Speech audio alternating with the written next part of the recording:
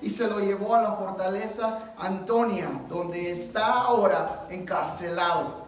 Y de aquí en adelante son 2 años que Pablo pasa encarcelamiento, pasa cadenas, pasa aún más pruebas de lo que ya ha pasado. Ya no vuelve a ser libre. El resto de su vida está en cadenas por predicar el evangelio.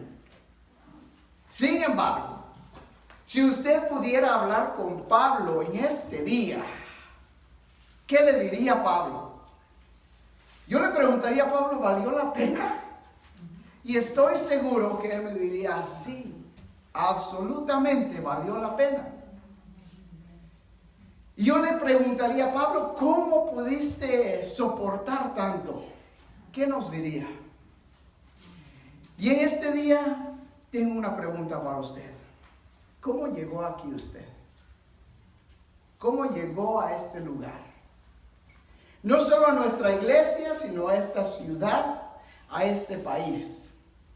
Si usted empieza a trazar sus huellas, a ver cómo Dios estuvo obrando y cómo Dios estuvo trabajando detrás del escenario, mientras su vida era formada. ¿Cómo llegó? ¿Casualidad? ¿Destino? La gente que no conoce a Dios cree en la casualidad, cree en la suerte, cree en el destino. Para el cristiano no existe eso. ¿Sabe cómo le llamamos los cristianos? Providencia. La providencia de Dios. ¿Qué es eso? La providencia de Dios es el medio que Dios usa para gobernar todas las cosas. El mundo, el universo, todo en absoluto. Dios está obrando detrás del escenario sin que usted y yo lo veamos. Y su vida cambia conforme Dios va moviendo las piezas del rompecabezas. Y a veces Dios no mueve las piezas. Simplemente lo permite. Dios tiene control del mundo en totalidad, tanto físico como espiritual. Dice la palabra de Dios en Salmos 19, los cielos cuentan la gloria de Dios y el firmamento anuncia las obras de sus manos. Mateo 5 nos dice que Dios hace salir el sol sobre buenos y malos y hace llover sobre el justo y el injusto. Es la providencia de Dios. Dios tiene control de las naciones. Dice la palabra de Dios en Romanos que Dios pone y quita reyes. No hay ninguna persona en un liderazgo que Dios no lo ha puesto o que Dios no lo haya permitido. Y eso es lo que a veces nosotros no entendemos o no aceptamos o no queremos aceptar. Y decimos, ¿cómo es posible que este hombre esté en el liderazgo? ¿Cómo es posible? Bueno, es posible porque Dios lo permitió. La providencia de Dios actuando en todas las áreas de la vida, en todo el universo. Dios está envuelto en la vida del humano. Él pone y Él dispone cuando un bebé nace. También Él permite cuando un bebé muere. La vida le pertenece a Él. Los éxitos que usted llega a alcanzar, los fracasos que usted pasa, Dios lo permite. Y aún cuando el ser humano muere, Dios lo permite. Dios está en control total. Pero Dios para su pueblo tiene una protección especial.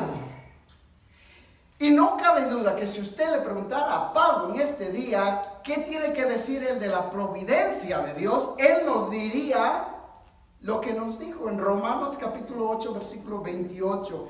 Y sabemos que a los que aman a Dios, todas las cosas les ayudan a bien. Esto es, a los que conforme a su propósito son llamados. Dios cuida de su pueblo de una manera que no puede cuidar de los que no le han aceptado. Él es el Dios del mundo. Y Dios quisiera cuidar del mundo entero de la misma manera como cuida de su pueblo, de los que le han aceptado. Es como a veces mis hijas vienen y me hablan de sus amigos, de sus amigas en la escuela y los problemas que estos jóvenes tienen, y mi corazón se duele. Yo digo, ¿cómo quisiera ayudar a estos jóvenes? Pero no puedo porque no son mis hijos. Simplemente no puedo. Ellos tienen padres. Y Dios dice, quiero ayudarte, pero no puedo porque no eres mi hijo. Hago salir el sol sobre el bueno y el malo, pero si quieres mi protección divina, tienes que aceptarme. Dios no puede ayudar a la persona hasta el momento que la persona acepta.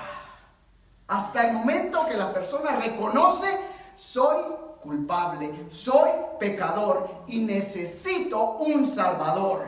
Y ese Salvador es Cristo Jesús. En ese día, desde ese día en adelante, Dios empieza a obrar en su vida. Hay suficientes ejemplos, y perdónenme, esta es solo la introducción, así es de que ya se imaginará cómo está el mensaje de este día. Hay suficientes ejemplos en la palabra de Dios, de la providencia de Dios. El libro de Génesis nos da la historia de José y sus hermanos. Dios, en su soberanía, en su providencia, Él permitió que los hermanos de José lo vendieran a los madianitas para que José llegara a ser el segundo en el gobierno de Egipto. ¿Para qué? Para salvar al pueblo, para salvar a la humanidad. Y en el versículo 20 del capítulo 50 de Génesis, José, hablando a sus hermanos, le dice: vosotros pensasteis mal contra mí, mas Dios lo cambió a bien para hacer lo que vemos hoy, para mantener en vida a mucho pueblo. Ustedes querían dañarme a mí, pero Dios lo cambió. Detrás de las escenas Dios estaba manejando todo y Dios lo cambió para bien. El libro de Esther es un libro hermoso. Si usted no lo ha leído, léalo. Son solo 9 capítulos. Léalo en una semana, en un día lo puede leer. Ahora, va a ver usted que en este libro no se menciona el nombre de Dios. Es el único libro en la Biblia que el nombre de Dios no es mencionado ni una sola vez.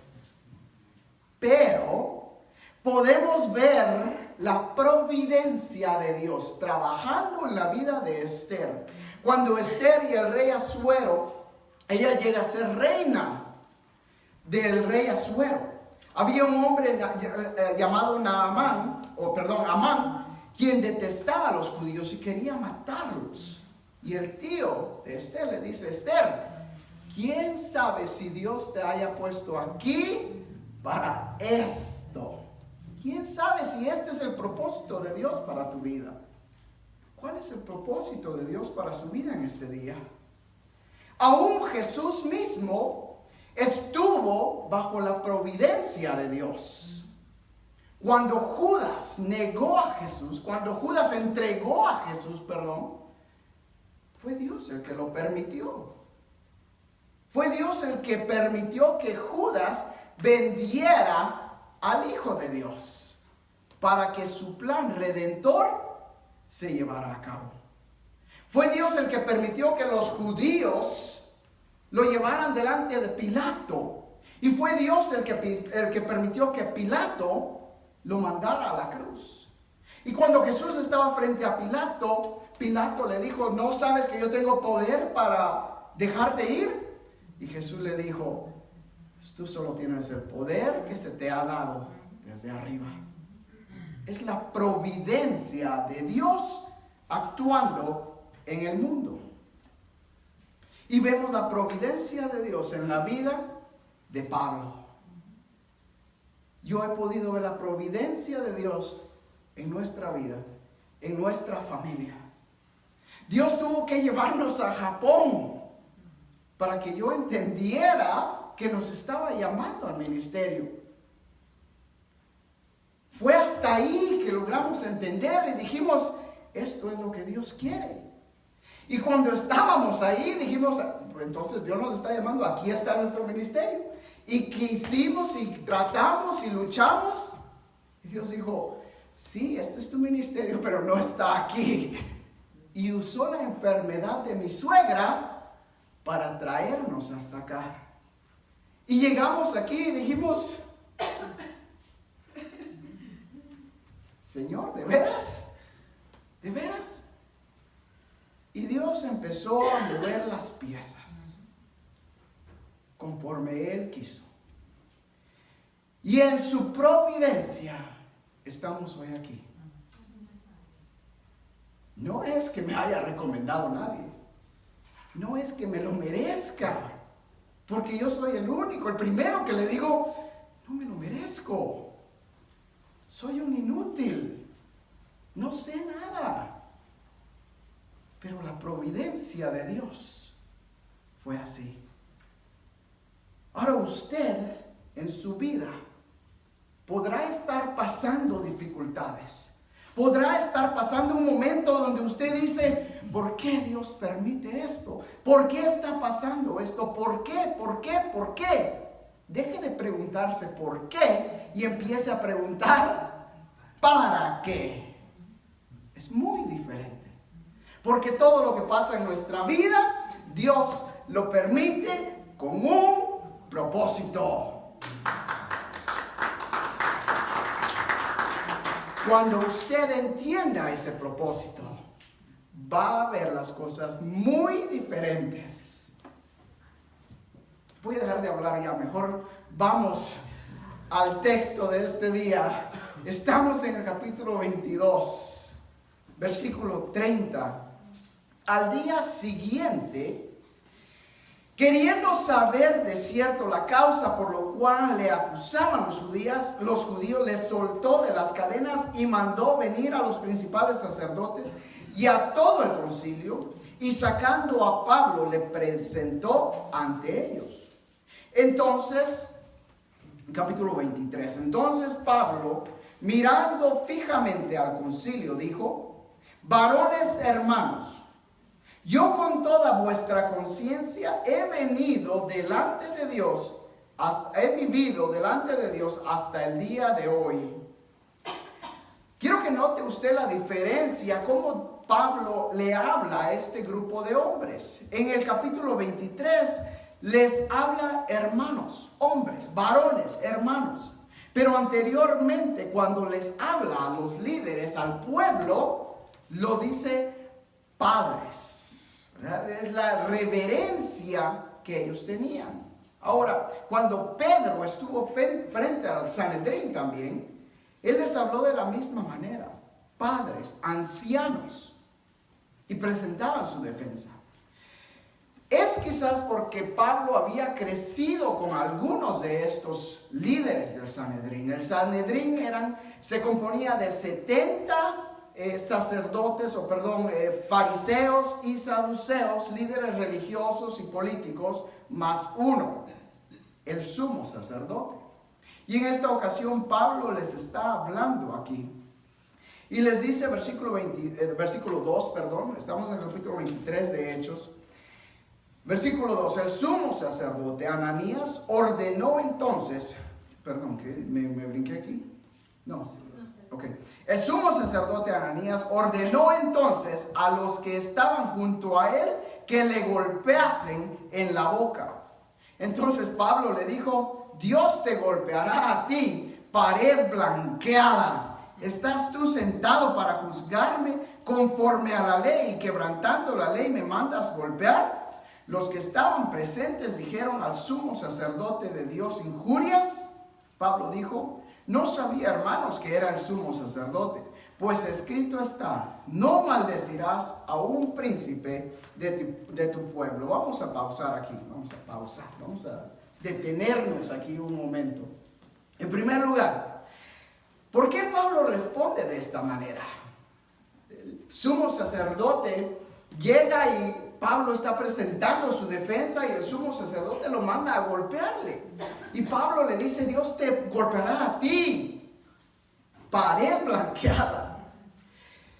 El historiador Josephus ha dejado escrito que este fue uno de los peores sumos sacerdotes que vivió en la historia de los judíos. Era un avaro, era malo, malvado, golpeaba a la gente, como podemos ver. Trataba de complacer a los romanos con tal de que ellos le pagaran, obviamente. Era parte de su práctica.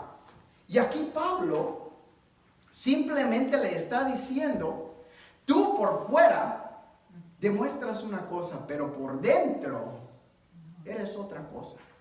Y cuando yo leí esto, automáticamente fue mi mente a Mateo capítulo 23. Y se lo leo yo para que, si usted lo quiere buscar, puede buscarlo. 23, versículo 27. Aquí Jesús está hablándole a los fariseos también y les dice: ay de vosotros, escribas y fariseos, hipócritas, porque sois semejantes a sepulcros blanqueados, que por fuera a la verdad se muestran hermosos, mas por dentro están llenos de huesos, de muertos y de toda inmundicia. Estos eran los fariseos. Eso era lo que Jesús dijo en cuanto a los fariseos. Mis hermanos, ¿cuánta gente conoce usted que por fuera aparentan una cosa, pero por dentro su corazón, su mente, una mente depravada, una mente que solo pensamientos malos está maquinando, cómo hacer malo, cómo dañar al prójimo?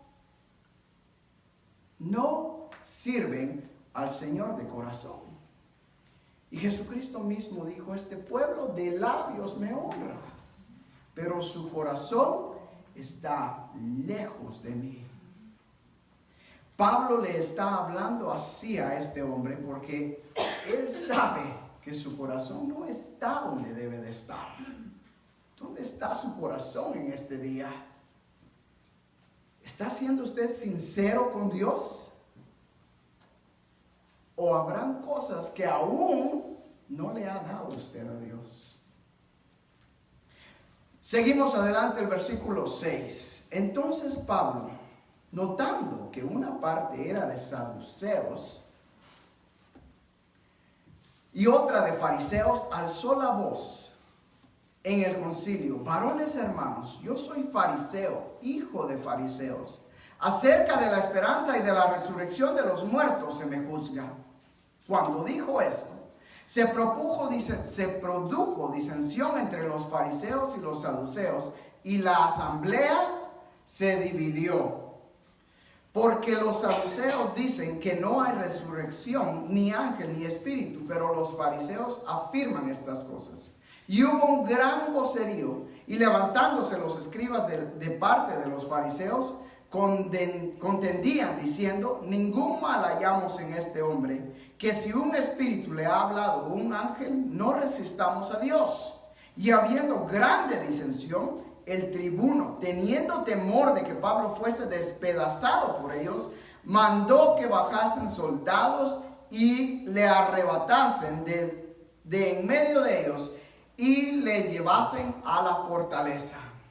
Entonces está hablando Pablo y de repente se da cuenta que hay un grupo de fariseos y otro de saduceos. Y empieza a hablarles: hermanos, yo soy fariseo como ustedes. Yo conozco al mismo Dios que ustedes predican, aunque no lo conocen, en otras palabras. Y los fariseos, cuando escucharon esto: no tenemos nada contra este hombre. Si Dios le ha hablado a través de un ángel o un espíritu, porque ellos creían en los espíritus, creían en los ángeles, creían en la resurrección. Ahora, los saduceos no creían en nada de esto.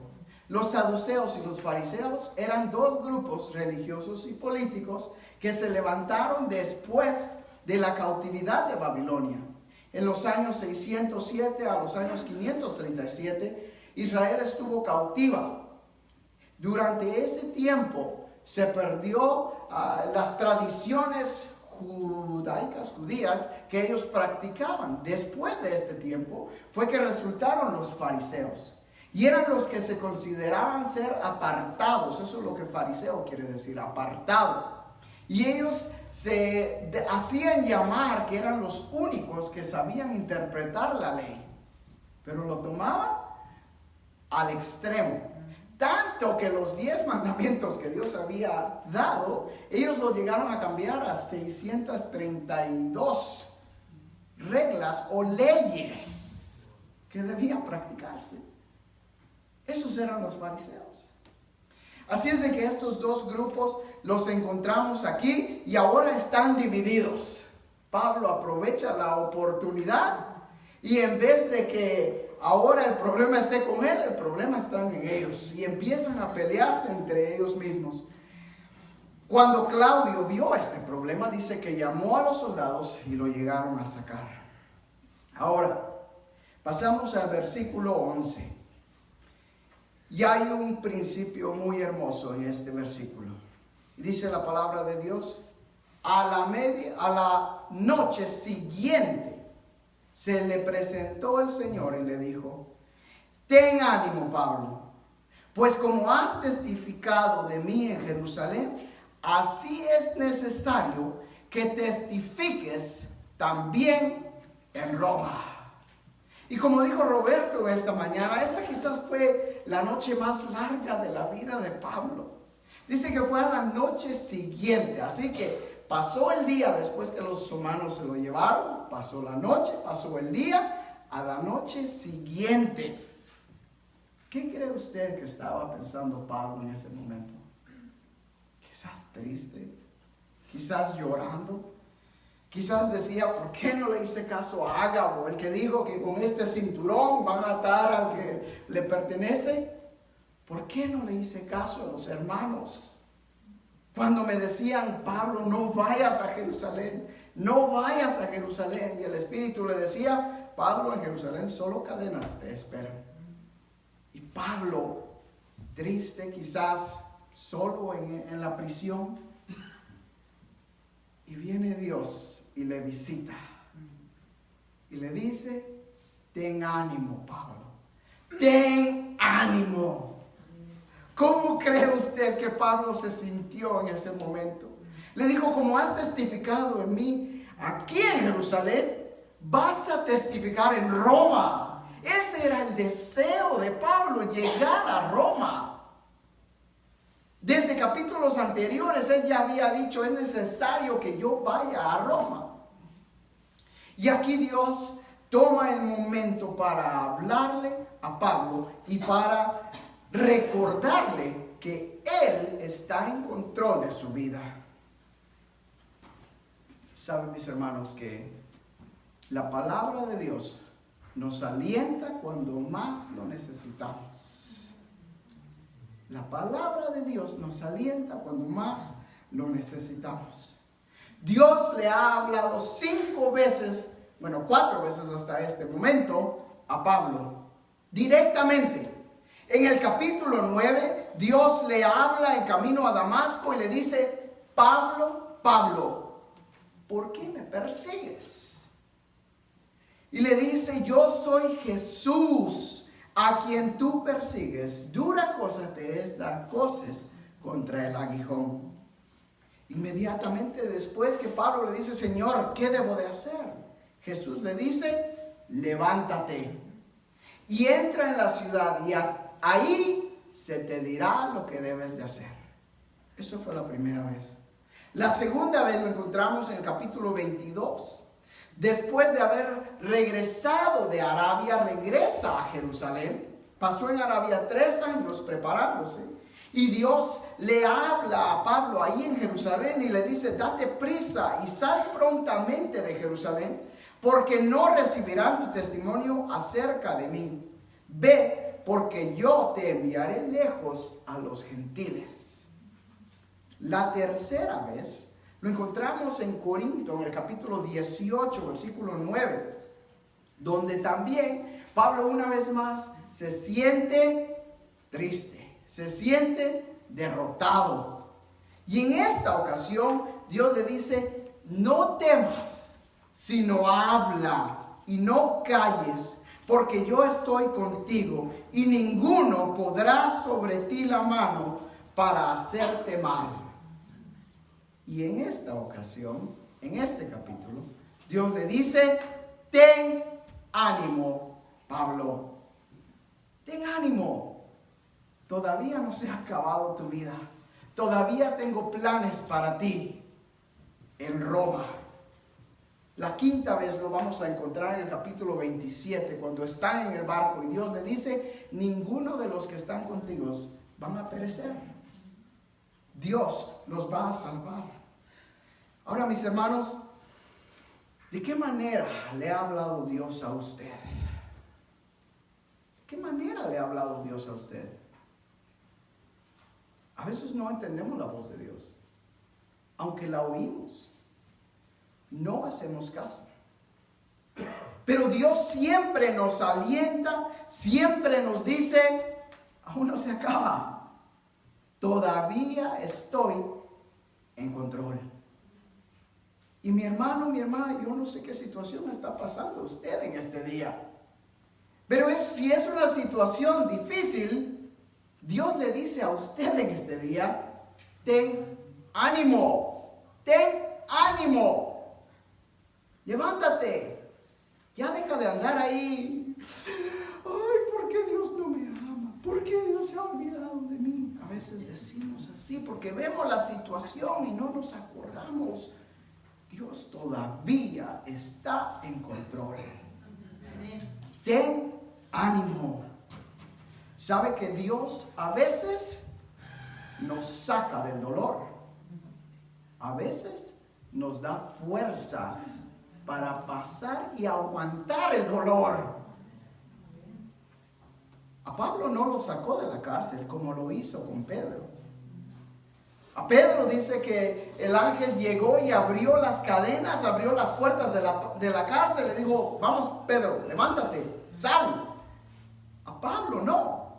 A Pablo lo dejó en la cárcel, cuando bien lo pudo haber soltado, lo pudo haber librado.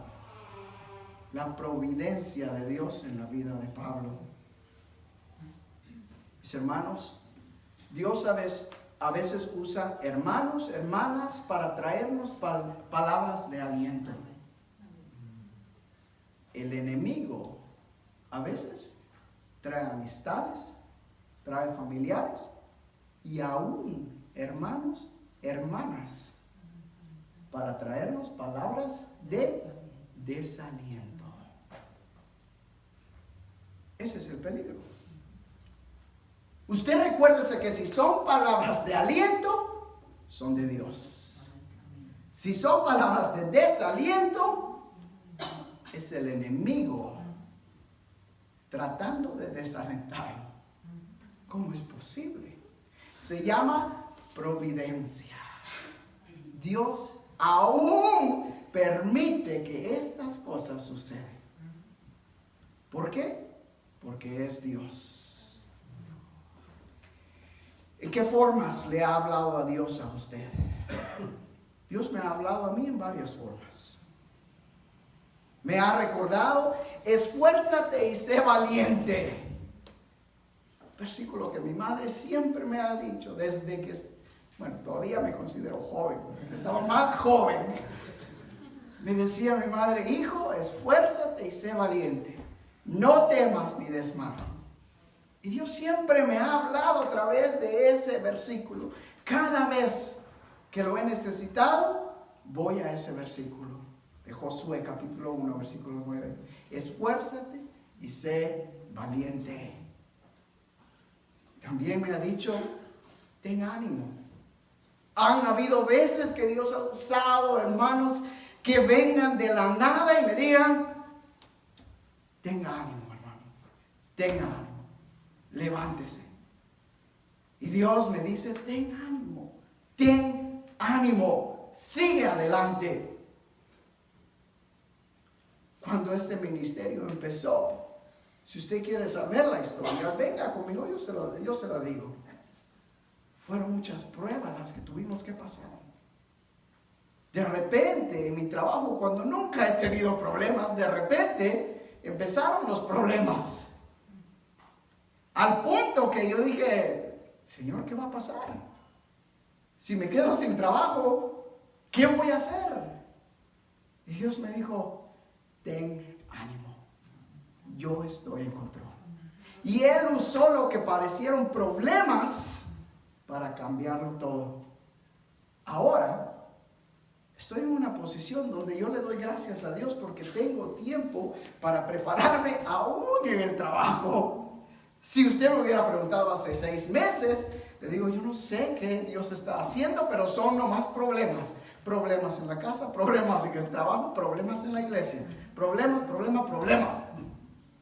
Y Dios dice, providencia, providencia, providencia.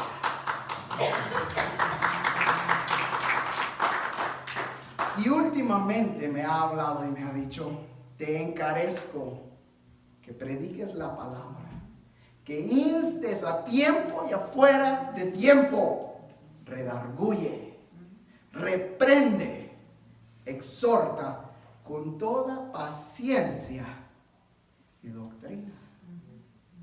No es fácil, mis hermanos. La vida cristiana no es fácil cuando la ponemos por nuestras propias fuerzas. Pero cuando nos recordamos que Dios está en control, entonces es fácil venir y poner mi problema a los pies de Cristo y decirle, Señor, tómalo tú.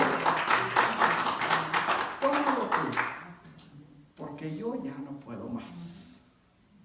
Y en ese momento Dios lo va a tomar y le va a decir, ten ánimo, ten ánimo. Incline su rostro. Señor, gracias por tu providencia. Gracias, Padre, porque tú sigues siendo fiel y porque tú eres Dios. En las luchas, en las pruebas, en las dificultades, en las enfermedades, en la muerte, en la vida, en los fracasos, en los éxitos, tú sigues siendo Dios. Y mi Dios, algún día te veremos y podremos regresar hasta ese momento que tú nos llamaste y podremos ver cómo tú fuiste formando, cómo tú pusiste las piezas del rompecabezas.